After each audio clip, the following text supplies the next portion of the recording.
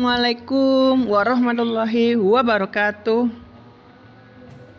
Perkenalkan, nama saya Farhan Khalis dari Ekonomi Pembangunan. Yang terhormat Bu Erni Umi Hasanah, saya akan menerangkan tentang ekonomi makro dan ekonomi mikro. Apa sih ekonomi makro? Ekonomi makro adalah cabang ilmu ekonomi yang mempelajari secara lebih menyeluruh.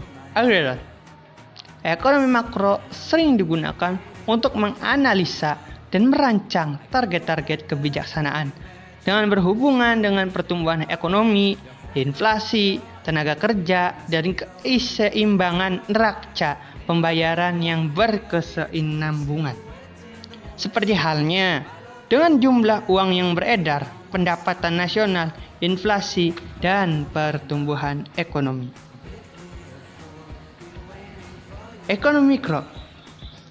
Ekonomi mikro adalah cabang dari ilmu ekonomi yang mempelajari perilaku konsumen dan perusahaan serta menentukan harga-harga pasar dan kuantitas faktor input barang dan jasa yang diperjualbelikan. Contoh-contoh ekonomi mikro termasuk rumah tangga perorangan, perusahaan bisnis, dan kegiatan industri. Setiap contoh di mana bagian individual ekonomi membuat keputusan berdasarkan alokasi sumber daya yang terbatas. Lalu, apa sih perbedaannya? Ekonomi mikro dan makro adalah mengeksplorasi elemen yang sama, tetapi dari sudut pandang yang berbeda. Perbedaan utama di antara mereka adalah ekonomi makro berupaya menemukan perspektif umum di tingkat nasional, sementara ekonomi mikro berfokus pada perspektif individu di tingkat konsumen. Selain perbedaan, ada juga keterkaitan. Keterkaitan ekonomi mikro dan makro. Apa sih keterkaitannya? Jelas bahwa ekonomi makro tidak berdiri sendiri, melainkan terjalin dengan ekonomi mikro dan bekerja sama agar menjadi efisien. Pilihan berdasar faktor ekonomi mikro, baik dari perorangan atau bisnis, dapat berdampak pada ekonomi makro dalam jangka panjang. Demikian pula, kebijakan nasional yang melibatkan ekonomi mikro dapat mempengaruhi bagaimana rumah tangga dan perusahaan berinteraksi dengan ekonomi mereka. Misalnya, jika pemerintah menaikkan pajak atau produk tertentu, pemilik toko perorangan harus menaikkan harga yang akan berdampak pada konsumen dan keputusan mereka untuk atau terhadap produk dengan harga tersebut. Lalu, bagaimana sih cara penerapan ekonomi mikro? Ekonomi mikro dapat diterapkan dengan adanya permintaan dan penawaran. Permintaan dapat dipengaruhi oleh 1. Harga barang, 2. Tingkat pendapatan konsumen, 3. Harga barang lain yang berkaitan, 4. Perkiraan harga, 5. Keinginan konsumen.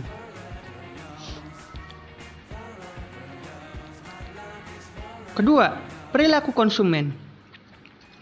Perilaku konsumen terbagi menjadi 2 macam.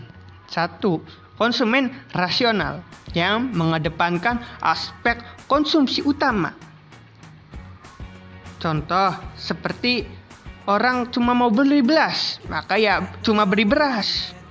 Nah, yang kedua, konsumen irasional yang mengedepankan aspek lebih dari kebutuhan karena beberapa hal.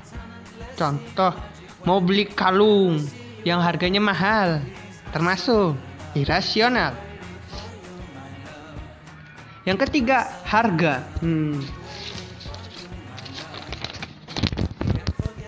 Harga berhubungan dengan suatu nilai barang yang diwujudkan dengan mata uang. Nah, itu yang disebut harga. 4. Biaya. Biaya menjadi 3 macam. 1. Biaya tetap. 2.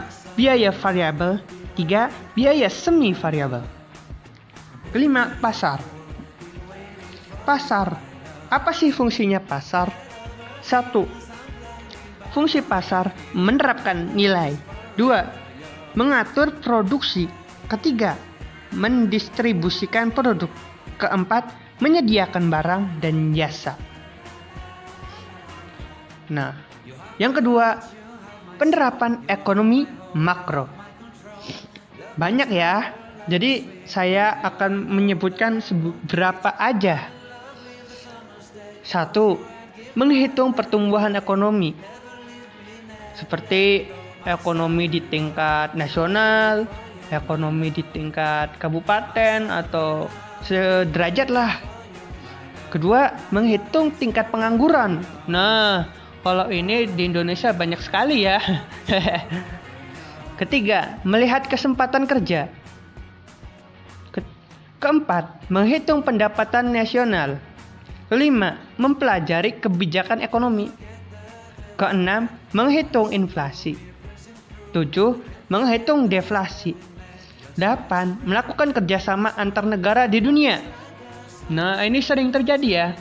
Apalagi antara Indonesia, Cina, dan Amerika.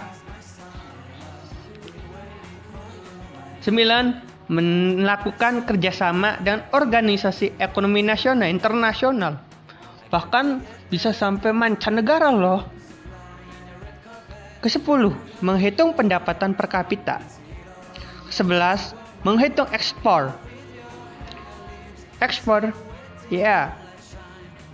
Ke-12. Menghitung impor. Ke-13. Mempelajari siklus ekonomi.